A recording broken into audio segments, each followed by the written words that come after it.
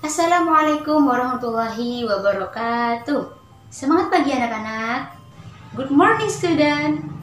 Jangan sia-siakan hari yang kita miliki dengan sesuatu yang tidak bermanfaat, yang tidak baik.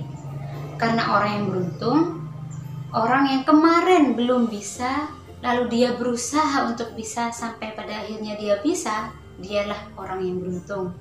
Kemarin yang sholatnya bolong-bolong, lalu sekarang sudah gak bolong lagi, itu juga orang yang sangat beruntung.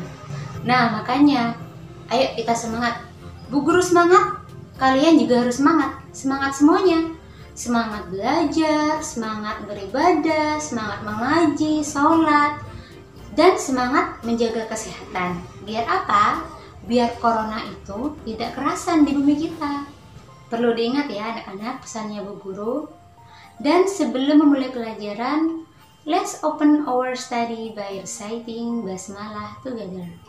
Bismillahirrahmanirrahim. Baik, hari ini kita akan belajar tema 1, subtema 1, hidup rukun di rumah, muatan bahasa Indonesia. Ungkapan adalah gabungan beberapa kata yang memiliki makna baru. Nah, coba kita baca dulu teks cerita ini bareng-bareng ya. Dedi adalah anak yang murah hati.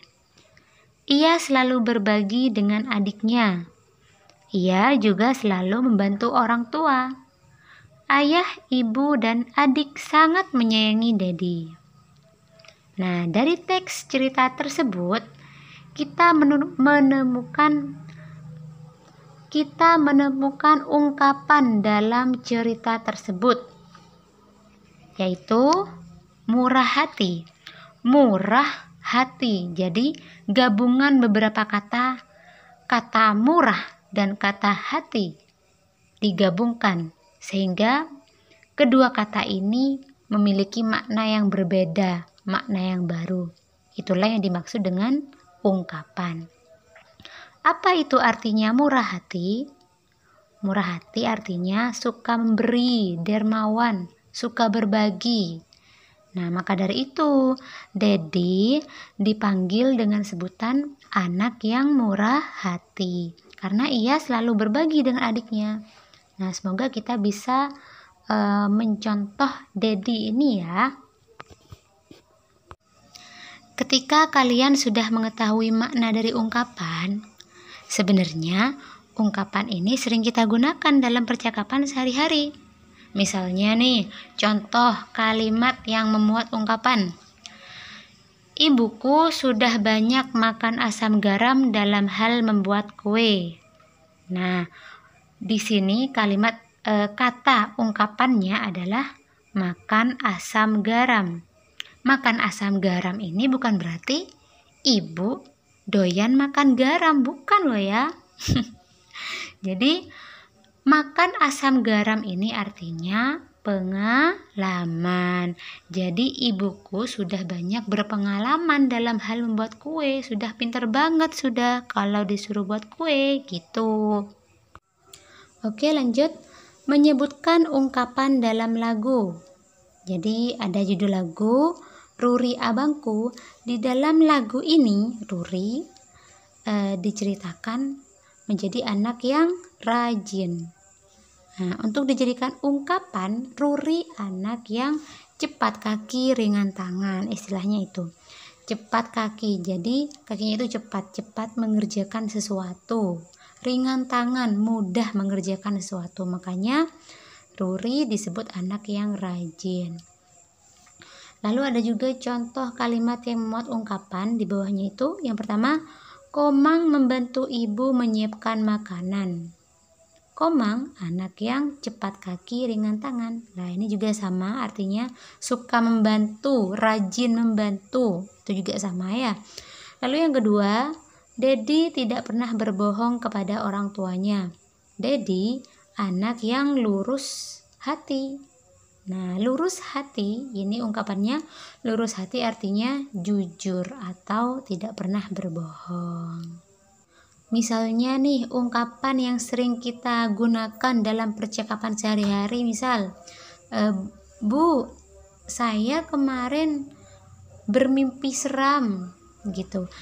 Lalu ibu menjawab, tidak apa-apa, nah itu hanya bunga tidur. Nah, ungkapannya di sini yang mana? Bunga tidur. Jadi bunga tidur itu memiliki makna mimpi, atau itu bukan hal yang nyata, hanya mimpi saja, seperti itu. Ungkapan itu banyak sekali ya anak-anak. Dan ini contoh ungkapan dengan kata yang sama. Yang pertama, buah hati. Buah hati itu artinya anak. Berat hati artinya tidak ikhlas. Rendah hati artinya tidak sombong. Kalau besar kepala itu artinya sombong. Kepala dingin artinya tenang. Banyak sekali ya di dalam cerita itu terdapat ungkapan. Nah, ini contoh lagi. Pak Rozi adalah tangan kanan kepala yayasan. Meskipun diberi posisi jabatan yang tinggi, ia tetap rendah hati. Nah, coba kita cari tangan kanan, itu adalah ungkapannya. Tangan kanan artinya orang kepercayaan. Nah, jadi Pak Rozi ini dijadikan kepercayaannya kepala yayasan. Jadi kalau ada apa-apa, kalau ada kepentingan yang diutamakan, yang diberi amanah atau tanggung jawab lebih, ya Pak Rozi ini seperti itu. Dan meskipun dia diberikan jabatan yang tinggi, tanggung jawab yang tinggi, dia tetap rendah hati. Apa barusan anak-anak? Rendah hati? Ia tidak sombong. Nah, ini boleh nih sifatnya Pak Rozi, kita contoh. Oke, selanjutnya silahkan kalian artikan ungkapan di samping dan kalian berikan contoh kalimatnya seperti yang sudah Bu Guru jelaskan dan Bu Guru beri contoh. Mama, bunda, atau kakak boleh membimbing Anda. Cukup dibimbing dan diarahkan saja. Karena Bu Guru yakin kalian bisa, karena kalian adalah calon generasi muda Qur'ani di masa depan. Oke, tetap semangat ya anak-anak, dan semangat juga belajarnya. Kurang lebihnya,